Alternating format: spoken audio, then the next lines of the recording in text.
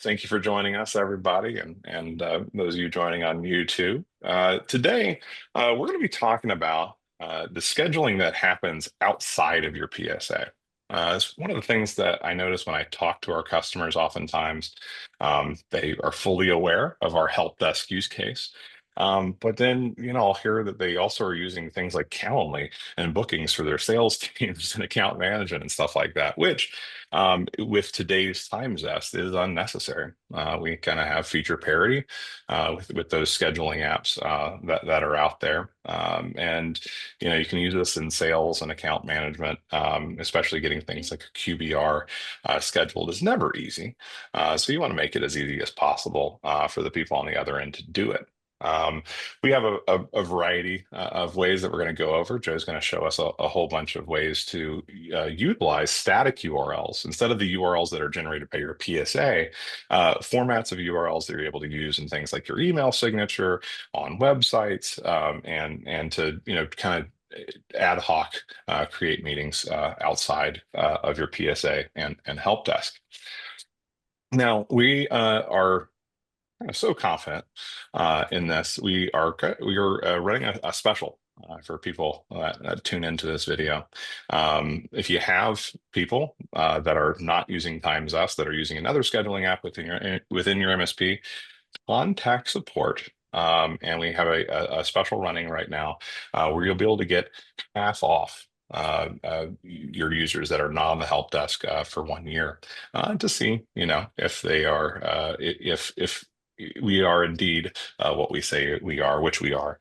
Yeah, without further ado, I'm going to hand it over to Joe to kind of talk through, again, just a couple different use cases, a couple different ways you can use URLs that aren't generated by the PSA. Joe, how the heck are you doing today? Doing fantastic.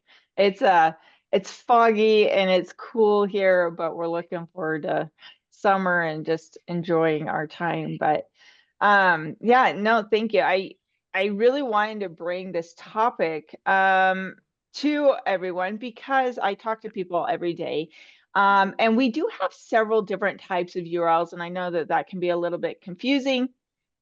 But also that a lot of people just don't know what we have to offer. And so it's a constant goal to continue to bring this information to you guys. And these office hours are a way for us to check in, for you guys to check in with us on a monthly basis and get little tidbits. So just to kind of put it out there, we do this the last Wednesday. Our goal is the last Wednesday of every month. And it usually is around 30 minutes to an hour. And then we try to just give you guys the opportunity to engage with us and ask questions and provide insight on what your business needs are. And so we're going to go over a topic today, but at the end, I do want your questions. I want you guys to provide also your feedback of like how you're using URLs within your business that maybe we don't cover today. Craig is actually going to put in the chat for you guys an article that I pretty much hand out like candy at a parade. It is how MSPs use TimeZest, and I like to make sure everybody has access to this. But if you have ideas or ways that you're using TimeZest that is not on this document, please put that in the chat. Craig's going to collect those all up for us. And we'll improve it with your feedback, right? So TimeZest, we're all about taking your feedback and putting it into action. And so I want to encourage you there. So with that little spiel, I wanted to kind of talk about the different types that we have. I'm going to actually share my screen at one point, show you where they're located, give you some ideas of ways to use them that I have heard from other MSPs throughout the years. So when I started with TimeZest almost 5 years ago, we didn't have these different URLs, right? We had the pod within the ticket that you would push the Ask Client to Schedule button, and it would send out an email that would request the customer to schedule. As we've been growing and developing, we've created a few different types. So we have our shareable URL. The shareable URL is a multi-purpose URL, as I like to put it. It is specific to a person or a team and a specific appointment type. Okay, so it's tied to one appointment type. So you can build out your appointment types and have these different URLs that you can use anywhere. And we'll talk about, yes, Andy, it is recorded, and we always put all of our recordings on YouTube. Okay, so you can see past months and past conversations on our YouTube channel. And Craig, if you could post the link to our YouTube channel in there, that'd be great. So the shareable URLs are multi-purpose. They're great to use in many situations, and I wanted to go over some of those with you guys today. Then we have our URL-based scheduling link, which is tied to a ticket that has already been created. So this is great to use in workflows from your PSA and areas where you already have an existing ticket that you need to just plug it in, but you're not using the pod. So you're trying to use it in some automation.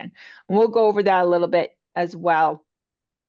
And then we have some little offshoots here, right? So we have generate URL, which is generated within the pod. And we have our personal and team pages, which are collections of shareable URLs. So when I was telling you about shareable URLs, they are specific to an appointment type or person or a team, however you generate them. But personal pages are specific to a person or a team, but it's a collection of different appointment types within that. So think of it as a collection of shareable URLs. So with that said, Craig's going to make sure you guys have documentation for all of these things. If you've worked with me previously, you know I like to supply all the documents. And let me find my share screen, and we're gonna talk through some of this. And like I mentioned, if you have questions, please put it in the Q&A or in the chat, and we can go over those as it fits, as well as at the end of our session here. So can everyone see my screen here? We're looking at a demo instance of TimeZest. I have a few different tabs open here. But I wanted to show you, let's start with what I would say is our URL-based scheduling links. They are used for automation within your PSA. So if we go into any appointment type here, it is one that is automatically generated and you don't have to do any setup for it to be available. It's going to be here with every appointment type. You can see at the end, it'll have an SR number token or a ticket number token. This is so that your PSA can autofill this. So when you're setting up, let's say you have an automated email that goes out to your customers when they submit a ticket, which most MSPs that I work with use this functionality. They have this set up. So your customer submits a ticket, and they get an auto response from your PSA saying your ticket's been created. We're going to reach out to you soon, right? Within that, you can take and use our teams, which is like auto dispatching, right? And you can generate that within this URL and embed this in that auto response email. And so you can say, okay, here you've created your ticket. If you would like to schedule maybe a triage call right away, here's the link to do it, or a remote access or something of that sort where you want to collect information, right? You can put that in there.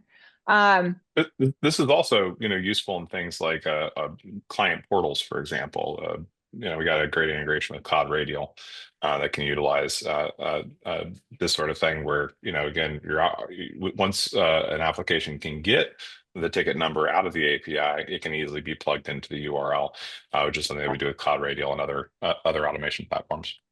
Yep.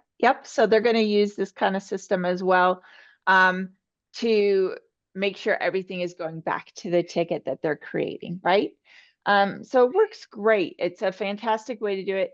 Most of the time I see MSPs use, like I said, like maybe a 15 or 20-minute triage call, something that's not going to take up a huge chunk of time on the calendar, but that gives your customers that top tier feeling of they're on it, they're available, and I can reach out and talk through this issue, right? Without having to play that phone tag or the back and forth. And when you use it in conjunction with our team scheduling, it is going to be auto dispatched. So it's going to take and look at your team's availability and schedule it with that team. Okay. This is one of the great examples too of just like how to quickly get the ball back into your client's court, right? And that's kind of as a when you're on the client side, that is kind of what can generate frustration, but really kind of how Mhm. fast things feel is how quickly you get to that point of, oh, okay, they've got my issue and we're going to do something about it. In this case, right, we've set up a meeting to talk about it. And so, when you do this kind of correspondence and you're able to do this kind of auto response, that sometimes can even satisfy SLAs, because you know look what you've done, right? They've reported the issue and you have an appointment scheduled to get the thing fixed. So you're past that stage, you satisfied that part of the SLA, and you guys both know when you're gonna meet up to fix it. Yep. I've also seen it used where I've had customers say, "Hey, I have a high needs customer," right? We all have high needs customers. That's a Um, nice way to put it. There's many ways to put that, right? So we all have these high needs customers, whether they're VIP or they just need a little extra care and attention. And so within your PSA, you can find some workflows to designate maybe them to a specific team or have a flag of some sort where then they get a separate email that has a link to a team that's designated to them or that can provide that instant response. So I've had ones that say, hey, our customer, we have, this customer wants a way to schedule it with us right away. They don't want to wait on us to triage the ticket. They want just to be able to secure time. This is a way to make that happen within your PSA automation. Okay. Um, that is the basics of URL based scheduling. The next one is the generate URL. And I'm kind of taking the ones that have the less dynamic function to go over first. But the generate URL is located within your pod or insight within the ticket, right? So within here, we have the functionality where we select the resource, right? So we can select whether it's a team or whether it's an individual. And then we would choose the appointment type, right, that we're using. And then best practice, if you haven't heard it from me before, is to push ask client to schedule, which kicks off all our automation of like sending them reminder emails that they still need to schedule and starting that timer for the no response. So if they don't schedule with you, we'll update the ticket saying, hey, they never responded, right? So that automated follow-up throughout the life cycle is triggered by the ask client to schedule button. But if you're using, say, a standard note where you have a lot of information that you need to provide about the meeting that you're trying to schedule, maybe the generic email formatting that we have in place or that you have created for that appointment type doesn't really apply in this situation, and you really need to provide more details. Then what you would do, instead of using this ask client to schedule button, you would use this down arrow and generate scheduling URL. This now will act as if you had pushed it by logging and keeping it in the pod, keeping the information in the pod. We're going to go ahead and copy this. So you can see we still keep it in here. It's not just a random link. It is still tied to the ticket and to the specific resource that you, or not resource, the specific contact, right? So you can still use additional contact to select someone else. But you can see the customer's name, the resource's name, and that it was using the generate URL, right? So now you can take and paste this URL within the email that you're trying to send. Now, as I mentioned, we're not going to be kicking off that automation. So we're not going to update your ticket status to a waiting on client or a pending scheduling type status.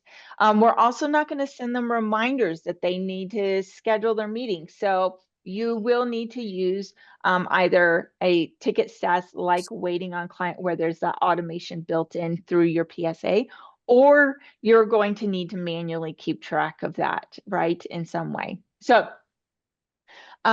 now we will take the automation back into our hands when they schedule. So when they click schedule, we're going to update the ticket status to scheduled status. If they cancel anything like that, we'll still take it from there. But we just don't have the insight into when was this actually sent to them to start the timer, right? So that is the generate scheduling URL. Now let's go back into the TimeZest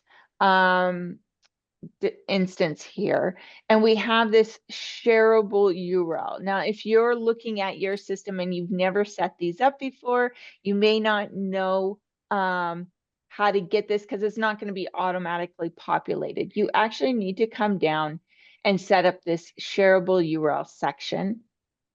And there's a few things to kind of keep in mind here. One is, what kind of meeting is this? And what's your intention with it? And how do you need to use it, right? So is this URL, what's the purpose of it? Is it being used in tickets? Is it being used as a standalone entry, maybe an activity or a to-do or a separate entry just in Outlook? What's your intention or purpose with it? That's how you need to set up the shareable URL. We're going to ask you things like, are you using this with a ticket, or are we doing it a standalone event? And this is actually going, if you see this, do not create a ticket grayed out, that is directly controlled down here under the ConnectWise or the PSA options. You'll choose whether you're using schedule entry or an activity. And this will depend on your PSA, what the verbiage is, but it's the same kind of idea within tickets or without tickets, okay? When you select that it's a standalone, you're able to then choose to not use tickets. This is great. This is what you're going to want to use. If someone maybe doesn't work in your PSA, they're not working in tickets, they're scheduling directly about through Outlook, but they need to pull in other resources, we can schedule everyone on their appropriate calendars without having the event tied to a ticket. Make sense? When you do choose to use a ticket, there's additional information that we're going to ask down at the bottom. You know, the source, where it's coming from, the board. If you're in ConnectWise, it's going to want to know what kind of board it is. And then you'll want to choose a scheduled status. So this is actually going to be, they don't even have one here. That's interesting. And a status that says this appointment is scheduled, because even though it's creating a new ticket, it's already coming in scheduled and assigned, and then a status that says it's been processed. Okay, it's already scheduled appointment. So here is that's how you set up the shareable URLs. And as I mentioned earlier, we have, these are standalone URLs that are tied to either a team or an individual that you can use in a very varied ways, right? So let's talk a little bit about what those varied ways are, as well as the collections of these shareable URLs, which we call personal or team pages. So we've had some really cool submissions of how to use these. And so you'll want to think about your specific situations, right? So some ways that I've had customers submit ideas on ways they're using them that are really creative, and I think really help some of those little areas where maybe you wouldn't directly think of. The first one is taking these shareable URLs and turning them into QR codes. So QR codes are being used here, there, and everywhere nowadays. They're very handy and quick. But some ways to kind of use the shareable URLs to maybe turn it into a QR code that goes on your business cards, right?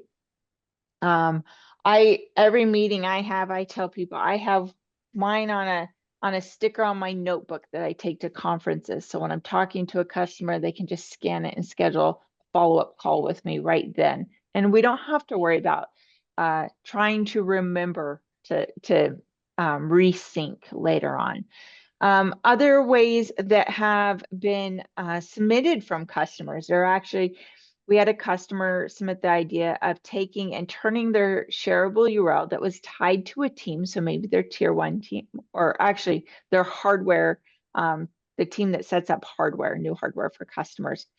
And they put a QR code on the packing slip that they send with new hardware to their customers. So when the customer gets it, they can just scan it and it creates a ticket that schedules the appointment for their hardware setup call. Before they get in there and start pulling things out, they can be presented with the ability to schedule with your team.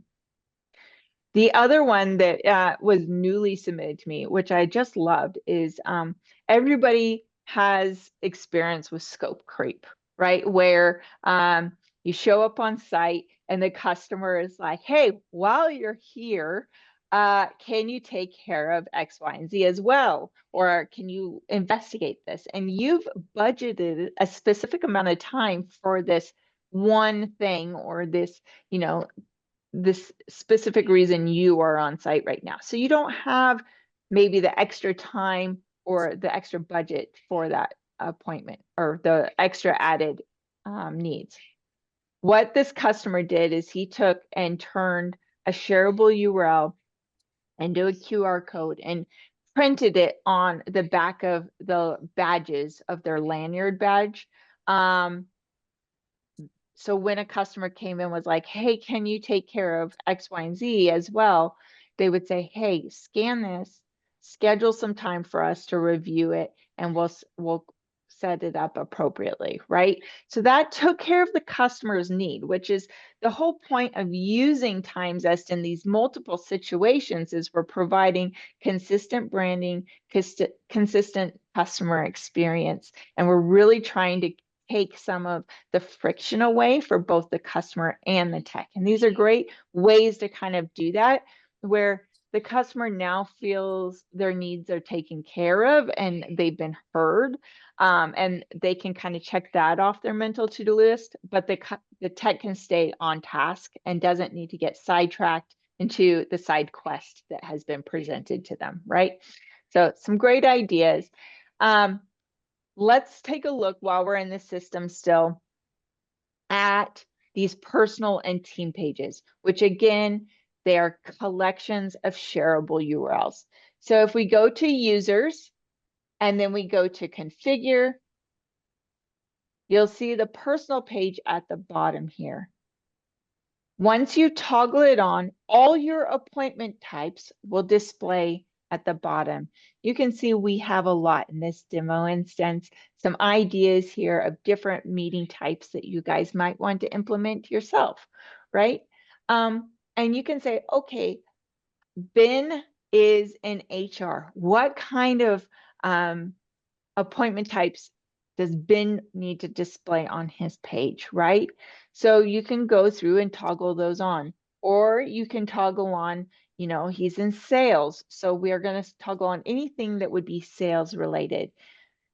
And then when you save, this link here provides, oh, I got too many different buttons here. It provides the different shareable URLs in one dashboard that your customer can say, okay, I need to schedule my business review call with Ben. And then it will show the availability for Ben for that specific appointment type, right? So it gave them options of what the needs are. These are great to put in signature blocks. They're great, again, for QR codes for business cards. I keep mine on hand when I'm in a meeting. If I want to provide options, I can provide this personal page link. Or if I know there's a specific meeting type that I need this customer to attend, I will select the one I need and then copy that URL and send it over to the customer, right? So it gives you an easy access, an easy way to manage all your shareable URLs for that one person. And I would say there's definitely reasons why you wouldn't turn this on for, say, like a tier one tech or something like that. Having a URL out there that leaves the door open if you're certain members of an MSP can be a bad thing. But again, if you're in sales, you're in account management, you're in the ownership or C-suite of an MSP, there's no reason you don't want to take that meeting. And additionally, when you give a menu of options to me, you can also throw in a little extra in there, stuff they may not know you do. Things like a Wi-Fi audit and things of that nature, where you can suggest other things you do without having to beat them over the head with it. And definitely have seen that in my own experience where people will reach out, based on a completely different thing because I didn't have to sell it to them. I just showed them the evidence that we do that thing, which can be valuable in itself as well. Right. And so the personal page may not be a good fit for your technicians where you really want to control what's going on there a little bit more, but our team pages would be a good fit. And I'll show you why. So if you go to Teams, now think of Teams like auto dispatching, right? So we're taking a collection of resources of users and we're providing the availability for that team. So within this, you can say, okay, we're going to click on this team and we have the same kind of format, but it's for a team page. Now within the shareable URLs, when you're setting them up to work with tickets, as we reviewed earlier, you get to designate where they're going and where the ticket's populating. There's also some control to what to do with new contacts, which I can reevaluate with you as well. But you get to say, okay, I don't want someone to schedule this unless they're already a company or a contact in my PSA. Excuse me. So you can set these up to work with your service team. And you can have that gatekeeping of if they're not already a company or a contact in the system, then sorry, like a random cough.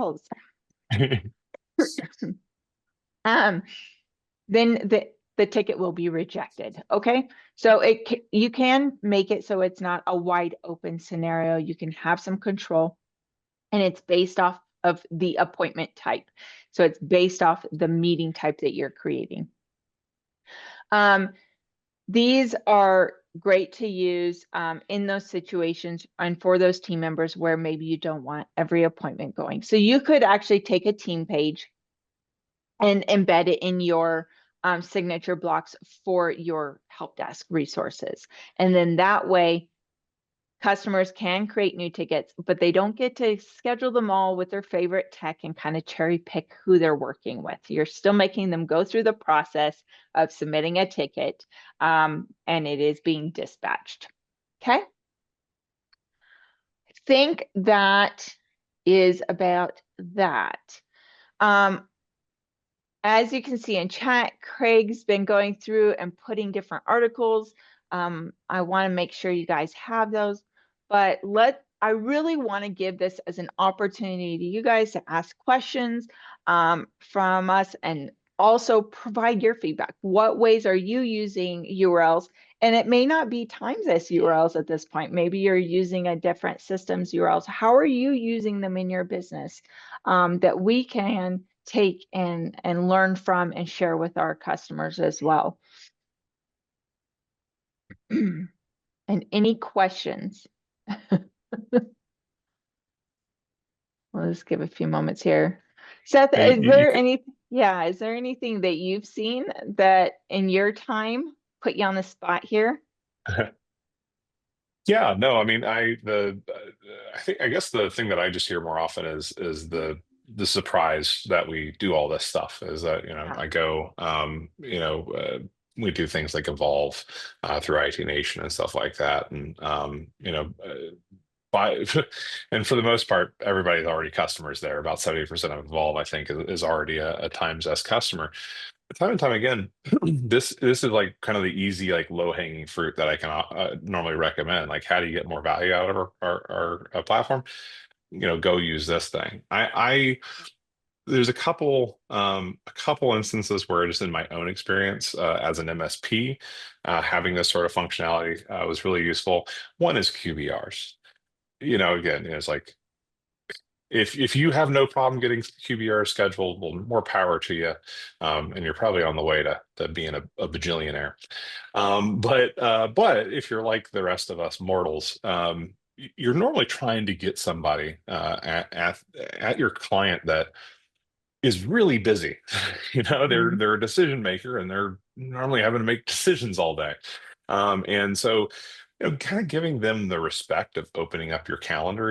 If you are in account management or sales and you're not using at least something like bookings, keep in mind that just giving them a call up in the middle of the day isn't great for the relationship, right? So you take this really busy person and you're like, oh, I'll just give them a call because that'll be the most direct way to do it.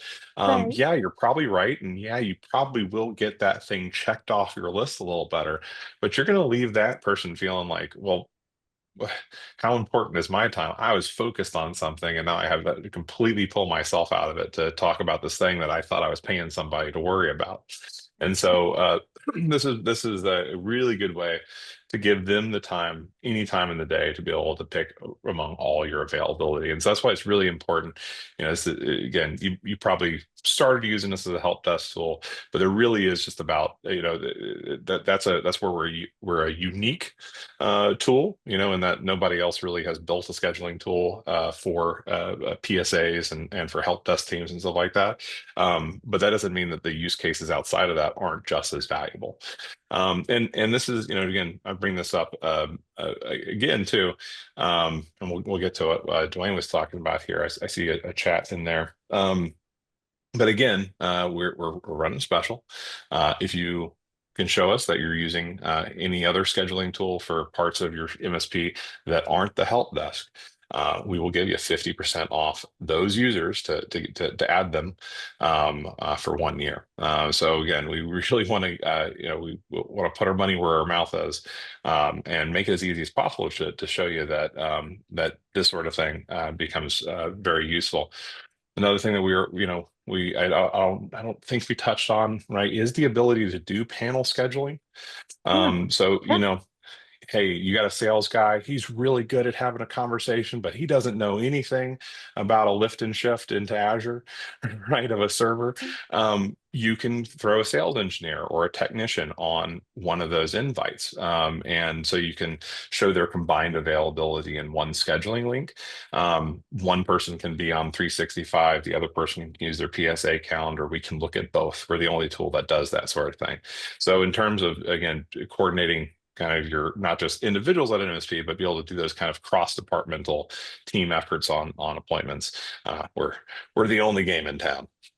Yeah. And no, I was actually, um, I'm glad you shared that because that is one of the biggest things that I run into when I'm talking with owners of these companies is that, um, they are maybe using two or three different scheduling tools within their company, right? This team might be using bookings, this one's using Calendly, and then their help desk is using TimeZest. And they're like, we're paying for all of these different systems. can we just combine it into one? And the benefit of that is not just financial, but organizational, of managing different systems, but also, as I mentioned earlier, having that consistent experience, right? So your customer is getting the same experience no matter what department they're working with, whether it's account billing, whether it is, sales, or your service desk, or your professional services team, whoever they're working with and scheduling time with, that experience, that branding is consistent, right? And not to mention your prospects too, right? Not just your Yeah, clients, but yeah. showing your So prospects what it's like to work with you yeah. before they're even paying you. Yep, from one end to the other. So, and then also that panel scheduling is huge. I think that it gets overlooked a lot. And panel scheduling is, for those who don't know what it is, it's the ability to schedule more than one internal resource on the same meeting. So inside your pod, you can select, I want Bob and Mary and Bill to be on this meeting. And then we will show the customer all the availability that all of those resources share. And we do up to 4 internal resources on the same meeting. So it's a great one to use. You can also do an individual resource and a team. So you can say, okay, Bob's the sales guy. He needs anyone from this specialist team. It doesn't matter who, just somebody needs to come to this meeting, right? So then you can put Bob and that team in the URL, and it will schedule whoever has the common availability onto that appointment, right? So there's some flexibility there. And people don't know about panel scheduling, which just surprises me. It's been around forever, but it's very handy. So I want to make sure you guys know that it's there. Yeah. Yeah, no, it is super useful. I use it 2 or 3 times a week because Yeah. be able to get people that unlike me that know what they're talking about on the call can be very useful. Dwayne mentions that he was using TimeZest for sales kind of over the technician use case even before we had shareable URLs. So someone an it getter, an OG it getter, that they kind of, and we do run that across that a little bit because again, that is our unique value proposition, right? Working in the PSA, but you know, the real slam dunk use case is sales and account management. Make sure you're striking all the irons hot and making it as easy as possible for those decision makers to get some time with you. So what are Uh, some unique ways, I would just want to remind everyone, provide your feedback. I do value it, and I want to, what ways are you using a URL, whether it's TimeZest or not, um, in your business that maybe we haven't thought of today? I would love to add that to our article of how MSPs are using TimeZest. You can also submit them in chat. So um, Seth had mentioned this deal we're running. If you are interested in this, please reach out via the yellow chat box in app, or you can email help@timezest.com. That'll just help us keep everything in one spot. And then we can work with you. Craig can work with you on that. But if you have ways that you're using TimeZest that we're not talking about, I want to know. I've been doing this almost 5 years and teaching people how to use TimeZest in their business. And I can learn new tricks, and I would love to. So send them my way. And then we are a company that really values our customers and their feedback. And I love that about our culture. And so we have our roadmap, which Craig's going to provide for you guys. Please do go in there, see what we're working on. We have some amazing new features coming up that actually we're going to bring Jason Kasuga on in June to talk with you guys about. So keep an eye out for that webinar. We're going to talk about we got, I think, single sign-on and role-based permissions and some really cool things that the yeah. team's been working on that we're excited about. So keep an eye out for the June webinar. But go into the roadmap, submit your ideas, submit your feedback. And then in May next month, we're actually going to have a guest speaker for the first time, which is fantastic. Yeah. So I'm excited about that. And we're going to talk about dispatching. So we're going to go into the nitty-gritty of dispatching, give some tips, and talk about what features that can make it easier for your dispatchers or streamline your processes. Or maybe your service manager is wearing multiple hats in dispatching and managing, So keep an eye out for those. We do announce the webinars on LinkedIn, as well as in app in a banner. And we do aim for these to be the last Wednesday of every month. Oh, and one So more plug, middle of next month, for all the Ricky Caccini of Cloud Radial fans out there. We're going to have him on to talk about Cloud Radial and some of this kind of very that's use right. case in the middle of next month as well. So lots to see from TimeZest. Yep. Well, if there's no questions or anything, I think, Seth, do you have anything else? No, Nope. I've my heart is unburdened. I have got to spread the gospel that is shareable URLs. So I'm content. Fantastic. Well, we will call it then. And again, all of our recordings are on YouTube. You guys have a wonderful rest of the week, and I hope to see you here next month. Bye, everyone. Bye, everybody.